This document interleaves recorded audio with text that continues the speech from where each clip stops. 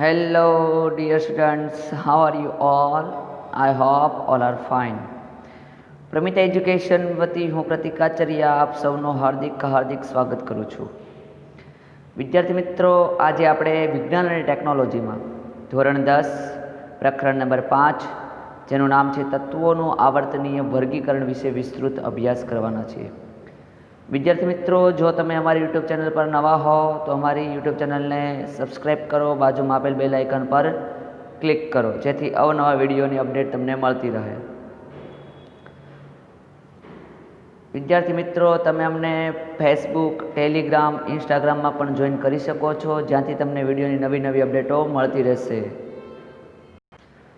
વિદ્યાર્થી મિત્રો, આપણે શરૂ કરીએ. આપણા ચેપ્ટરનું નામ છે તત્વોનું આવર્તનીય વર્ગીકરણ. આવર્તી વર્ગીકરણ, પીરિયોડિક ક્લાસિફિકેશન ઓફ એલિમેન્ટ્સ. તો સૌથી પહેલાં વિદ્યાર્થી મિત્રો, આપણને ખબર હોવી જોઈએ કે તત્વો કેટલા છે, તત્વો કેટલા છે અને શા માટે એનું વર્ગીકરણ કરવું રહ્યું. તો વિદ્યાર્થી મિત્રો, તો શરૂ કરીએ. આપણું ચેપ્ટર છે એ કે ધોરણ 9માં આપણે શીખી ગયા કે આપણી આસપાસની વસ્તુઓ તત્વો, સંયોજનો અને મિશ્રણ રૂપે હાજર છે. આપણી આજુબાજુ જે કંઈ પણ વસ્તુઓ છે એ કાં તો તત્વ સ્વરૂપે રહેલી છે, કાં તો સંયોજન સ્વરૂપે રહેલી છે, કાં તો પછી મિશ્રણ સ્વરૂપે રહેલી છે. ઓકે, તો સંયોજન છે બે કે બેથી વધારે તત્વો ભેગા મળી અને સંયોજન બનાવે છે. મિશ્રણ પણ બે કે બેથી વધારે તત્વો ભેગા મળી અને મિશ્રણ બનાવે છે. પણ સંયોજનો છે એમાં શું થાય છે, જે તત્વો છે એ પોતાનો ગુણધર્મો ગુમાવી નવો જ સંયોજન બનાવે છે, જ્યારે મિશ્રણમાં તત્વો પોતાના ગુણધર્મો ગુમાવતા નથી. આ તત્વો એક જ પ્રકારના પરમાણુઓ ધરાવે છે. દુનિયામાં જેટલા તત્વો છે, શું એક જ પ્રકારના પરમાણુઓ ધરાવે છે? શું તમે જાણો છો કે આજ સુધી કેટલા તત્વો શોધાયા છે? હાલમાં 118 તત્વો આપણા માટે જાણીતા છે. ટૂંકમાં આપણને ખબર હોવી જોઈએ કે હાલમાં તત્વો કેટલા શોધાયા છે. તો 118 તત્વો શોધાયા છે અને 118 તત્વો છે એ અલગ અલગ ગુણધર્મો ધરાવે છે, સરખા ગુણધર્મો ધરાવતા નથી. અને જે 118 તત્વો છે એમાંથી 94 તત્વો છે કુદરતી રીતે પ્રાપ્ય થાય છે, એટલે ડાયરેક્ટ આપણને કુદરતમાંથી મળે છે, જ્યારે બાકીના તત્વો છે એ તત્વો આપણે માનવ સર્જિત છે. ઓકે, આગળ વાત કરીએ તો જેમ જેમ તત્વોની શોધ થતી ગઈ તેમ તેમ વૈજ્ઞાનિકોને આ તત્વોના ગુણધર્મો વિશે વધુને વધુ માહિતી એકત્ર કરી. શરૂઆતમાં જે તત્વોની શોધ થઈ, ડાયરેક્ટ 118 તત્વો નથી મળી ગયા, પણ ધીરે ધીરે તત્વો મળતા ગયા. તત્વો મળતા ગયા એટલે શું થયું, તો પછી એના ગુણધર્મો પણ આપણે જાણવા પડે. હાઇડ્રોજન તત્વ મળ્યું તો એના ગુણધર્મો કેવા છે, ઓક્સિજન તત્વ મળ્યું તો એના ગુણધર્મ કેવા છે, પોટેશિયમ તત્વ મળ્યું તો એના ગુણધર્મ કેવા છે. એટલે ધીરે ધીરે એના ગુણધર્મો પણ સમજાતા ગયા અને એની બધી જ માહિતી છે એ વૈજ્ઞાનિકો ભેગી કરતા ગયા. પછી થયું શું, તેઓને એવું લાગ્યું કે તત્વોની આ માહિતીને વ્યવસ્થિત ગોઠવવી ઘણી મુશ્કેલ લાગી. પછી એવું થયું કે જે તત્વો તો મળી ગયા, એના ગુણધર્મો પણ ધીરે ધીરે ખબર પડવા લાગી. પણ થયું એવું કે જે તત્વો છે એને વ્યવસ્થિત ગોઠવવા પડે. ચલો, પહેલું તત્વને બીજું તત્વ છે, ત્રીજું તત્વ છે, એવી રીતના 118 તત્વ છે. તો એને ગોઠવણી કેવી રીતના કરવી, શા માટે આપણે ગોઠવવા જોઈએ આપણે આગળ સમજશું. એટલે ગોઠવણી ઘણી મુશ્કેલ થવા લાગી. તેમણે તેમના ગુણધર્મની કોઈ વાત શોધવાનું શરૂ કર્યું, જેના આધારે આટલી મોટી સંખ્યાના તત્વોને સરળતાથી અભ્યાસ કરી શકાય. ટૂંકમાં હવે પ્રશ્ન પૂછાય કે ખૂબ જ મોટી સંખ્યામાં તત્વોનો અભ્યાસ કેવી રીતે સરળ બન્યો. તો એમાં આપણે આટલું જ લખવાનું થશે. શું, તો કે આપણી આસપાસ જે તત્વો છે, સંયોજનો છે, મિશ્રણો છે, એ જુદી જુદી વસ્તુઓમાં તત્વો, મિશ્રણને સંયોજન આધારે રહેલો છે. દરેક પ્રકારના પરમાણુઓ ધરાવે છે તત્વો. પછી 118 તત્વો હાલમાં જાણીતા છે, એમાંથી 94 કુદરતી રીતે પ્રાપ્ય થાય છે. પછી જેમ જેમ તત્વોની શોધ થતી ગઈ તેમ તેમના ગુણધર્મો વિશેને વધુ માહિતી એકત્ર થતી ગઈ અને આ માહિતી જે એકત્ર થઈ એને ગોઠવવી મુશ્કેલ બની. ગોઠવવી મુશ્કેલ બની કે આ માહિતી છે એને તો કઈ રીતના ગોઠવવી. તો એના માટે ગુણધર્મોની કોઈ ભાત શોધવાનું નક્કી કર્યું. એટલે કે ધારી લો કે કોઈ હાઇડ્રોજન છે, ઓક્સિજન છે, આ બંનેના ગુણધર્મો તો આપણને ખબર પડી ગઈ, પણ 118 તત્વો છે એમાં ઘણા એવા તત્વો છે જે હાઇડ્રોજન અને ઓક્સિજન જેવા ગુણધર્મો ધરાવે છે.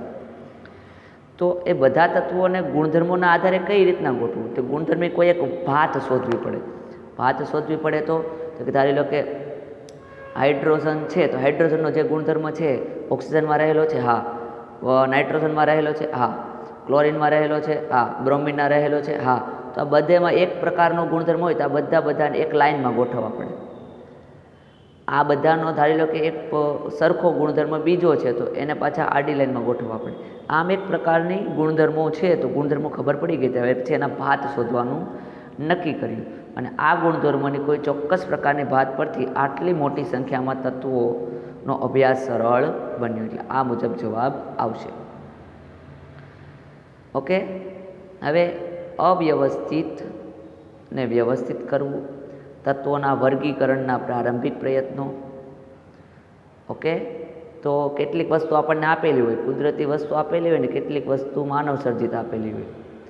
તો હવે આપણને વર્ગીકરણ કરવાનું કહે ને કે કેટલી વસ્તુ માનવ સર્જિત છે, કેટલી તો આપણે કેમ જુદું પાડીએ છીએ, આમ જુદું પાડી દઈએ છીએ.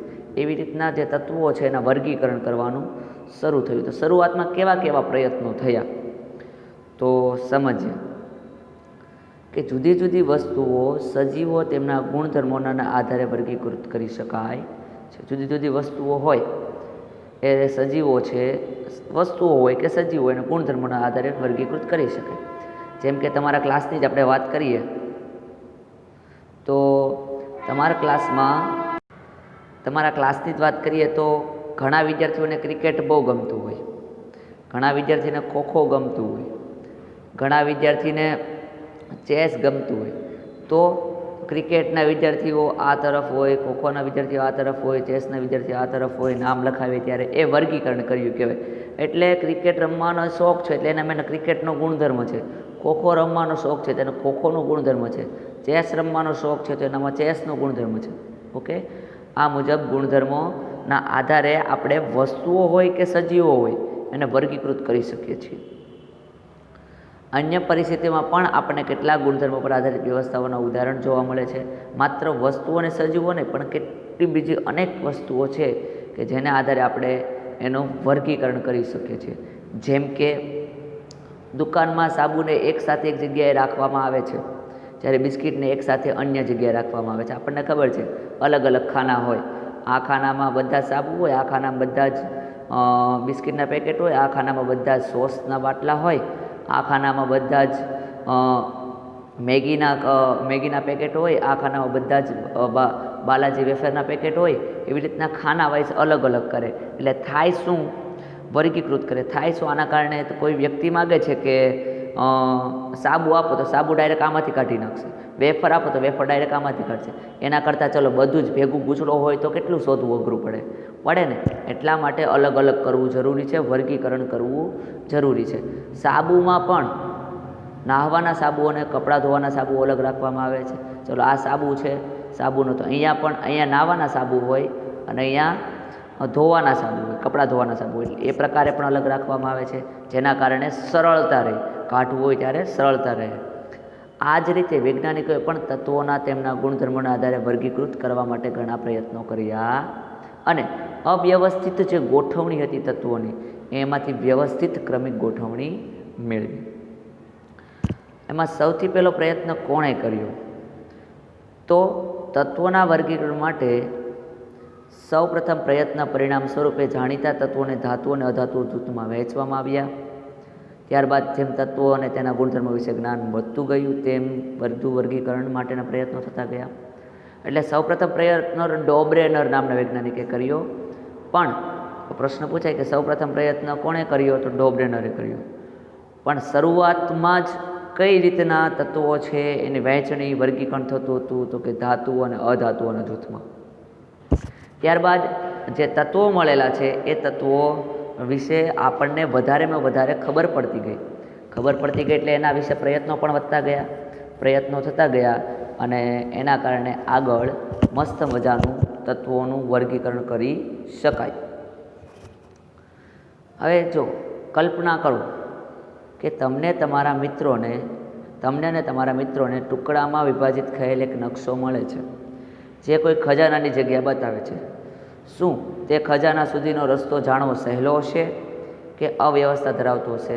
તો આપણને ખબર જ છે એ અવ્યવસ્થા ધરાવતો હશે.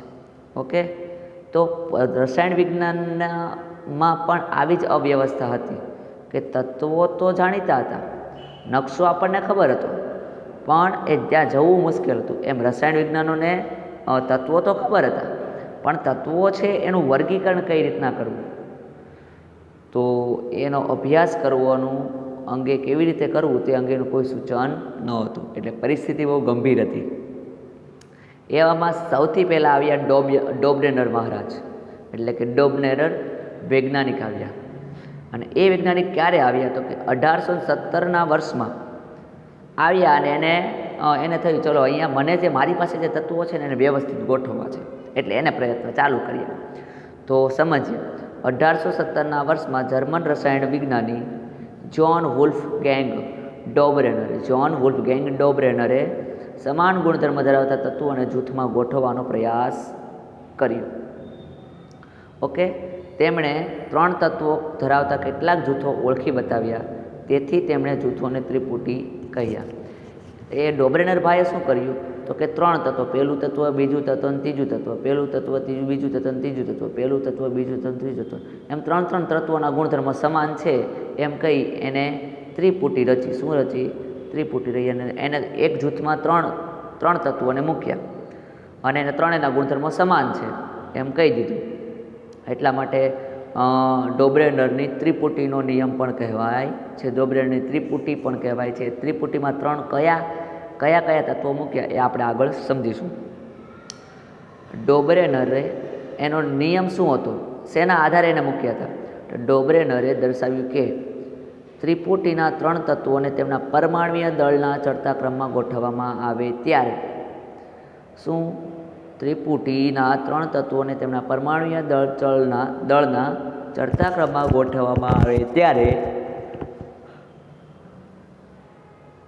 મધ્યમાં રહેલા તત્વનું પરમાણ્વીય દળ 2 તત્વોના પરમાણ્વીય દળના લગભગ સરેરાશ જેટલું થાય છે. એટલે આ થઈ ગયો ત્રિપુટીનો નિયમ. ક્યાં સુધી? અહીંથી શરૂ કરી અહીંયા સુધીનો ત્રિપુટીનો નિયમ થયો. એટલે કે કહેવા એવું માગે છે કે પરમાણ્વીય દળના ચડતા ક્રમમાં, ચડતો ક્રમ એટલે ઓછાથી વધારે તરફ. આ એક તત્વ છે, આ બીજું તત્વ છે અને આ ત્રીજું તત્વ છે. આ તત્વનું દળ કેટલું છે? તો કે 10 છે. આ તત્વનું દળ આપણને ખબર નથી. આ તત્વનું દળ 20 છે. કેટલું છે? 20 છે. તો એ એવું કરવા માંગે છે, ચડતા ક્રમમાં ગોઠવી દીધા, આને ત્રણેયને ચડતા ક્રમમાં ગોઠવી દીધા, પણ આનું દળ કેટલું છે ખબર નથી. તો એના માટે શું કરવાનું? તો કે આ અને આ એનો સરેરાશ લેવાનો. તો 10 + 20 છેદમાં 2, કારણ કે 2 છે તો 30/2 = 15. એટલે કે જે બીજું તત્વ છે એનું દળ કેટલું હશે? 15 હશે. ઓકે, આ મુજબ એને 3 ત્રિપુટી રચી હતી. ઓકે, એટલે પ્રશ્ન પૂછાય કે ત્રિપુટીનો નિયમ જણાવો. તો ત્રિપુટીના 3 તત્વોને તેમના પરમાણ્વીય દળના ચડતા ક્રમમાં ગોઠવ્યા. પરમાણ્વીય દળ હતું, એનું જે દળ હતું, પરમાણુનું જે દળ હતું તત્વનું, એના ચડતા ક્રમમાં ગોઠવ્યા. ત્યારે એ શું થયું? તો મધ્યમાં જે તત્વ રહેલું છે, વચ્ચે જે તત્વ રહેલું છે એનું દળ છે એ પહેલું તત્વ અને ત્રીજું તત્વ બંનેના દળના લગભગ સરેરાશ જેટલું થતું હતું. ઉદાહરણ તરીકે લિથિયમ, સોડિયમ અને પોટેશિયમ ધરાવતી ત્રિપુટી લો. તો હવે લિથિયમ, સોડિયમ અને પોટેશિયમ ધરાવતી ત્રિપુટી આપણે લઈએ. તો લિથિયમ છે એનું પરમાણ્વીય દળ કેટલું છે? તો કે 6.9 U. પછી વાત કરીએ પોટેશિયમ. તો પોટેશિયમની શું છે? તો કે 39.0 U. અને સોડિયમ લઈ લે તો સોડિયમનું કેટલું છે? કે 23.0 U. એટલે આ 3 ત્રિપુટી એને આપી. ઓકે, આ 3 ત્રિપુટી એને આપી. હવે જો આનું સરેરાશ દળ છે ને સોરી આનું દળ છે ને આ બંનેના સરેરાશ જેટલું હશે. જેમ કે અહીંયા 39 આપેલા છે, 39.0 પ્લસ 6.9 એટલે કેટલા થાય? 39 ને 6.9 એટલે 7 જેટલું જ થાય ને. હા, તો કેટલા થશે વિચારો? કેટલા થાય? 44 કે 45 કે 46? 46 એટલે 45.9 જેવું થાય ટોટલ વજન. આ બંનેનું ટોટલ વજન કેટલું થાય? એટલે કે દળ કેટલું થાય? 45.9. ચલો 45.9 એનું વજન મળી ગયું. એના છેદમાં 2 કરીએ એટલે પરમાણુય દળ મળી જાય. એટલે કે સમથિંગ આપણને કેટલું મળે છે?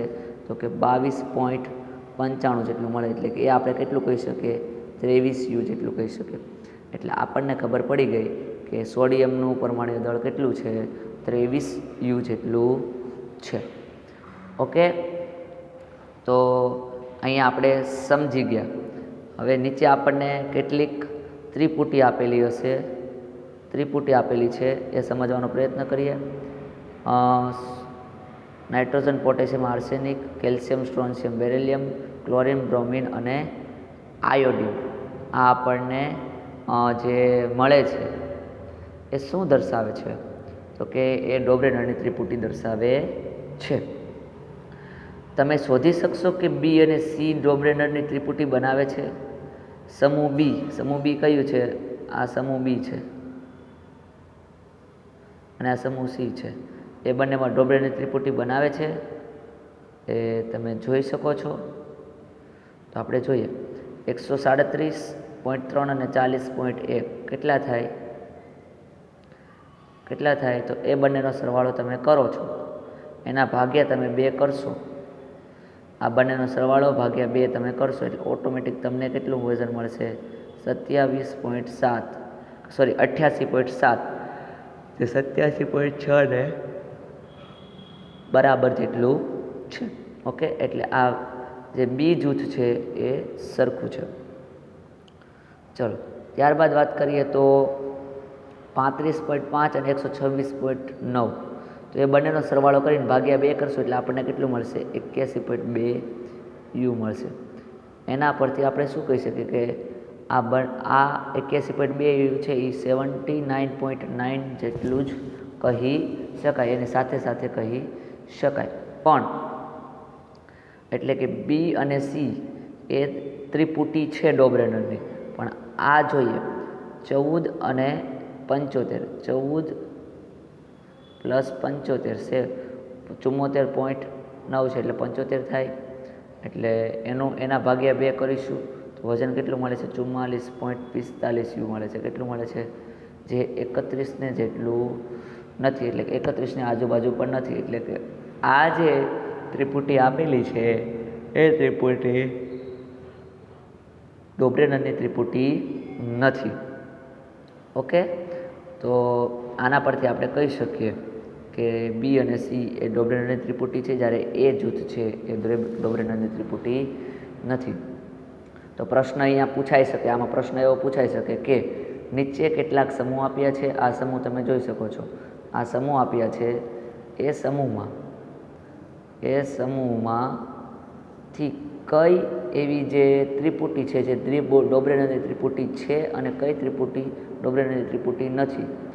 તો તમને એના જવાબ આવડવો જોઈએ. શું જવાબમાં લખવાનું?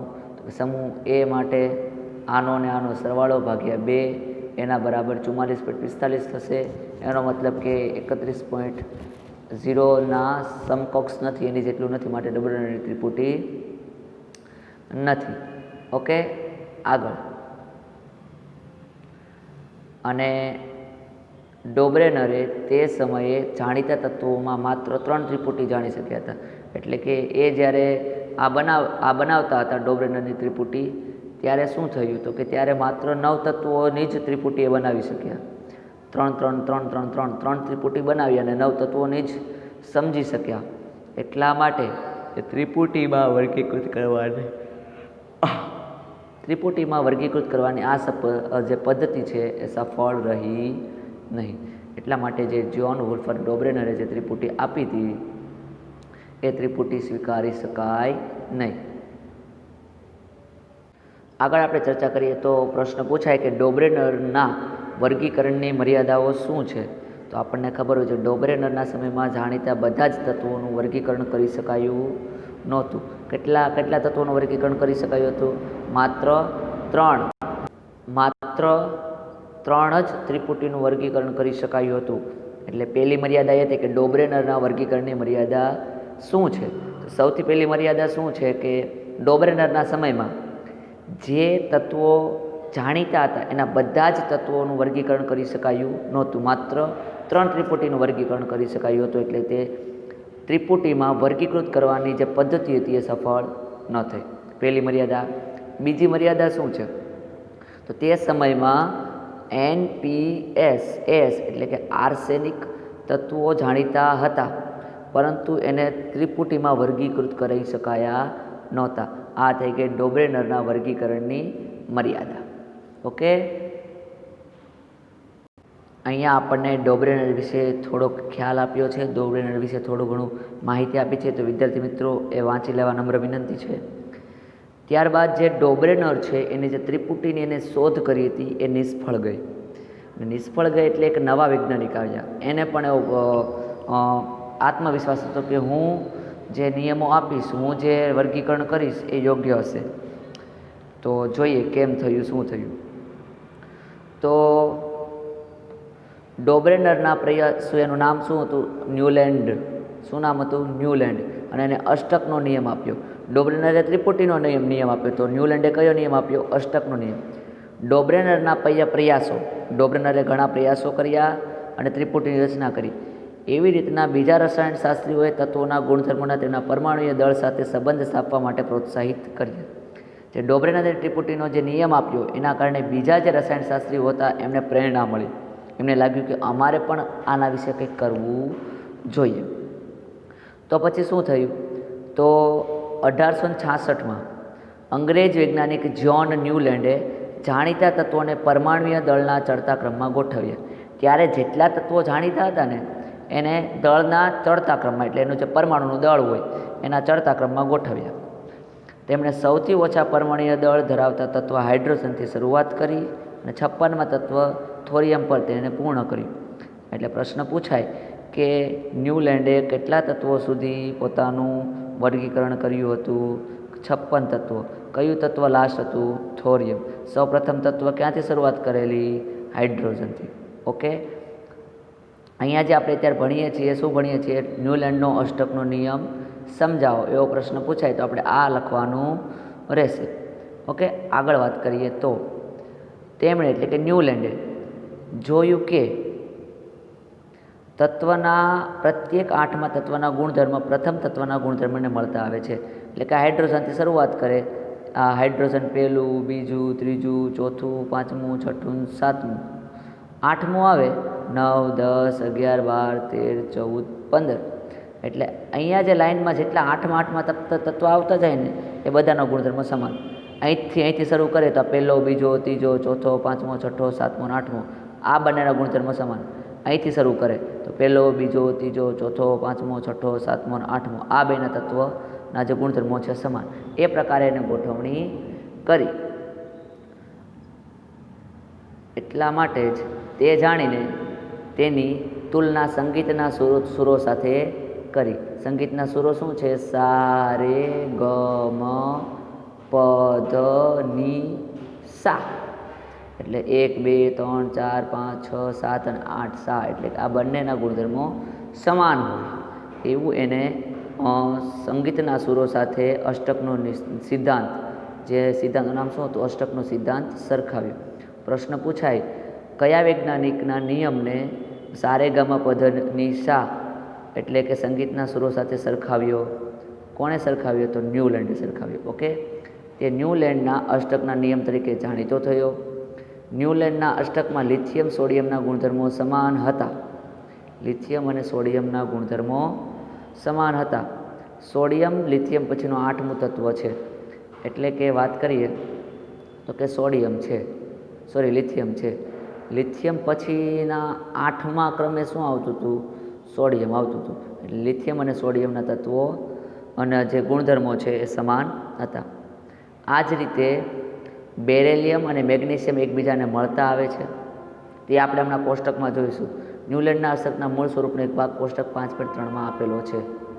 તો જોઈએ, અહીંયા આપણને કોષ્ટક આપેલું છે કે સા રે ગ મ પ ધ ની સા, ને ઇંગ્લિશમાં કઈ રીતના બોલી શકાય? તો ડો રે મી ફા સો લા ટી, ડો રે મી ફા સો લા ટી. એના આધારે એને વર્ગીકરણ કે હાઇડ્રોજનના જે ગુણધર્મો છે ફ્લોરિનના હશે, ફ્લોરિનના જે ગુણધર્મો હશે ક્લોરિનના હશે, ક્લોરિનના કોબાલ્ટ નિકલના હશે, બ્રોમિનના હશે. લિથિયમ છે તો એ 8મા સ્થાને કયું આવશે? આ પહેલું, બીજું, ત્રીજું, ચોથું, પાંચમું, છઠ્ઠું, સાતમું, આઠમું. 8મા સ્થાને શું આવ્યું? સોડિયમ. એટલે આ બધાના ગુણધર્મો સમાન. આ બોરોન છે તો બોરોન 1, 2, 3, 4, 5, 6, 7 અને 8. 8મા સ્થાને એલ્યુમિનિયમ છે તો બંનેના ગુણધર્મો સમાન હશે. આ પ્રકારે એમને ગોઠવણી કરી હતી. તો એમાં મેગ્નેશિયમ, બેરેલિયમ અને મેગ્નેશિયમના ગુણધર્મો સમાન, બોરોન અને એલ્યુમિનિયમના ગુણધર્મો સમાન, લિથિયમ, સોડિયમ, પોટેશિયમ. ઉપર જતા આ બધા જના ગુણધર્મો સમાન છે. ઉપરથી નીચે જઈએ એમ બધાના ગુણધર્મો સમાન. આવી એક પ્રકારની એને એક નિયમ આપ્યો, એટલે એને એક વર્ગીકરણ કર્યું. આગળ વાત કરીએ તો શું તમે સંગીતના સુરોથી પરિચિત છો? તો સારે ગમ પધ ની સા આપણને ખબર છે. એને ઇંગ્લિશમાં ડોરે મી ફા સો લાટી કહેવામાં આવે છે. આપણને બધી જ વસ્તુ જાણીએ છીએ, એમ છતાં એકવાર આ વાંચી લેવું.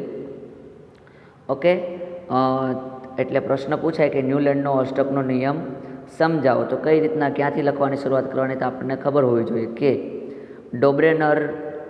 ડોબ્રેનરે જેવા પોતાના પ્રયાસો બંધ કર્યા, એટલે કે ડોબ્રેનરના પ્રયાસો પરથી બીજા રસાયણશાસ્ત્રીઓએ ગુણધર્મોના આધારે વર્ગીકરણ કરવાનું નક્કી કર્યું. 1866માં ન્યૂલેન્ડ નામના વૈજ્ઞાનિક આવ્યા, એને પરમાણુ દળના ચડતા ક્રમમાં ગોઠવ્યા. ત્યારબાદ એને ક્યાંથી શરૂઆત કરેલી? સૌથી ઓછા પરમાણુ દળ હાઇડ્રોજનથી શરૂઆત કરી. ક્યાં સુધી કામ કર્યું, કે ક્યાં સુધી એને પૂર્ણ કર્યું? 56મા તત્વ સોડિયમ સુધી કાર્ય પૂર્ણ કર્યું. પછી એમાં એને ન્યૂલેન્ડે શું કહ્યું? તો કે જે ગોઠવણી કરી છે એના પ્રત્યેક 8મા તત્વોના ગુણધર્મ પહેલા તત્વના ગુણધર્મને સમાનતા ધરાવે છે. ન્યૂલેન્ડે આ તુલના છે, જે વર્ગીકરણ કરીએ સંગીતના સુરો સાથે સરખાવી, એટલા માટે જ અષ્ટકનો નિયમ કહેવામાં આવે છે. હવે અષ્ટકનો નિયમ શું છે? અષ્ટકનો નિયમ શું છે? તો એ નિયમ શું છે? તત્વોને જ્યારે તેમના પરમાણુય દળના ચડતા ક્રમમાં ગોઠવવામાં આવે ત્યારે કોઈ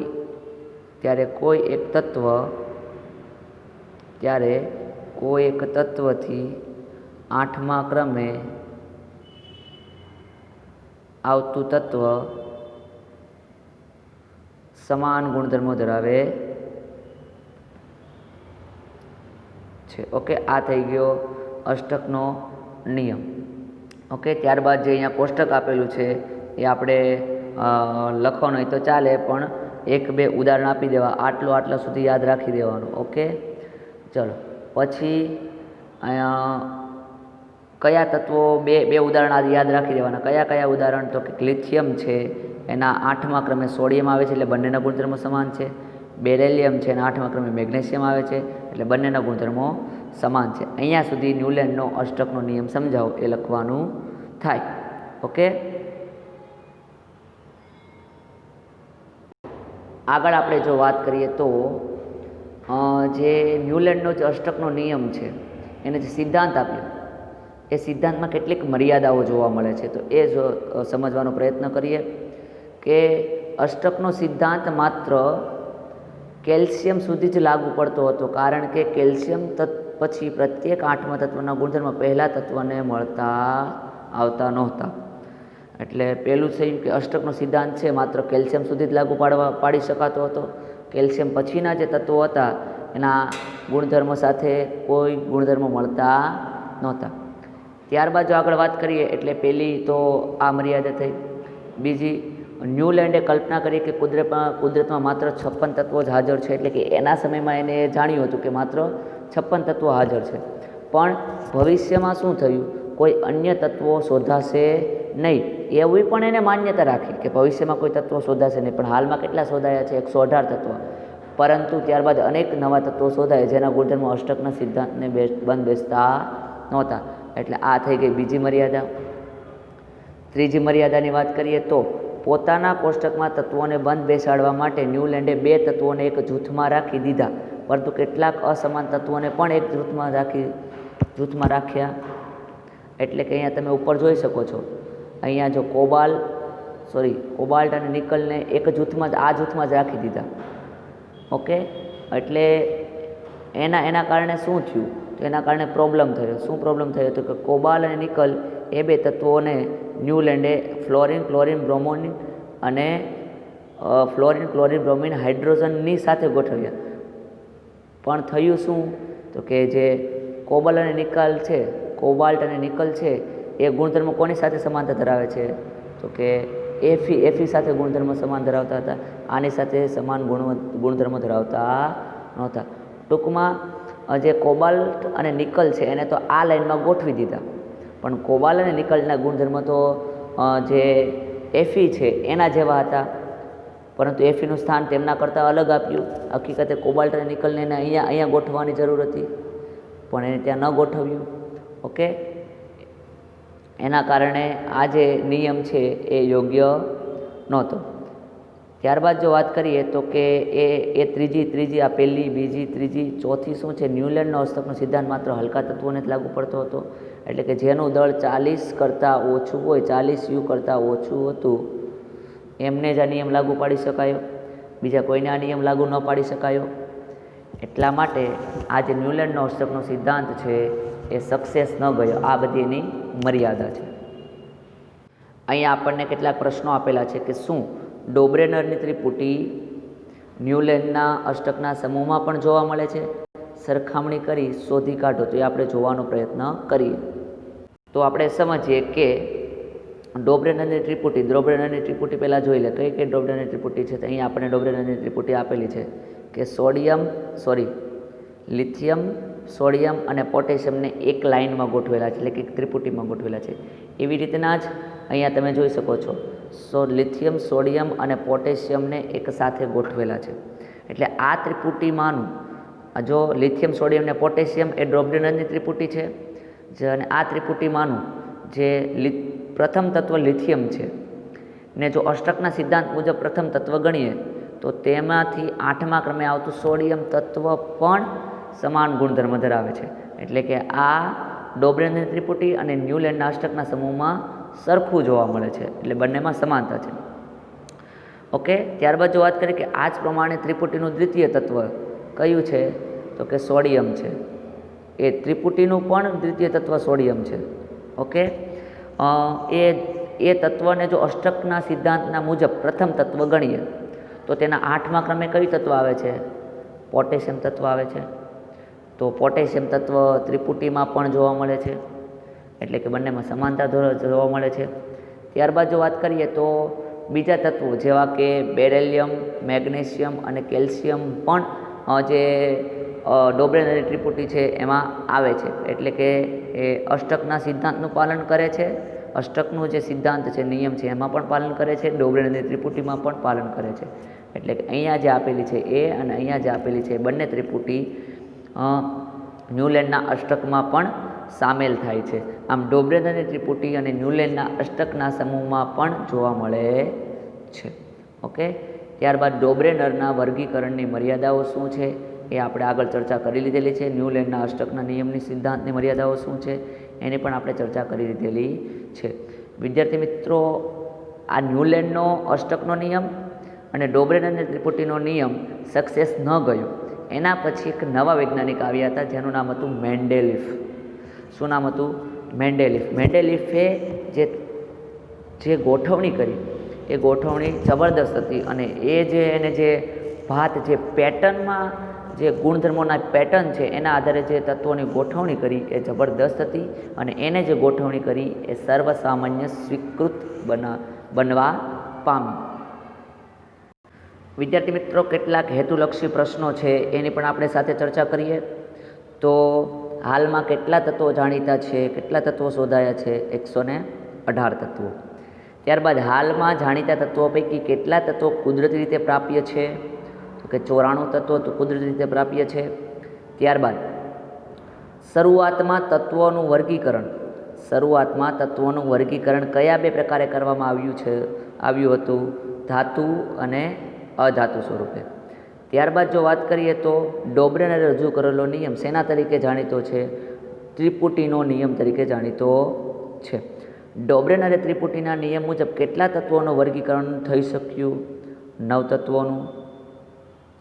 જો ડોબ્રેનરે એક ત્રિપુટીમાં ક્લોરીન, હેલોજન અને આઈ તત્વ છે તો એક્સ તત્વ કયું?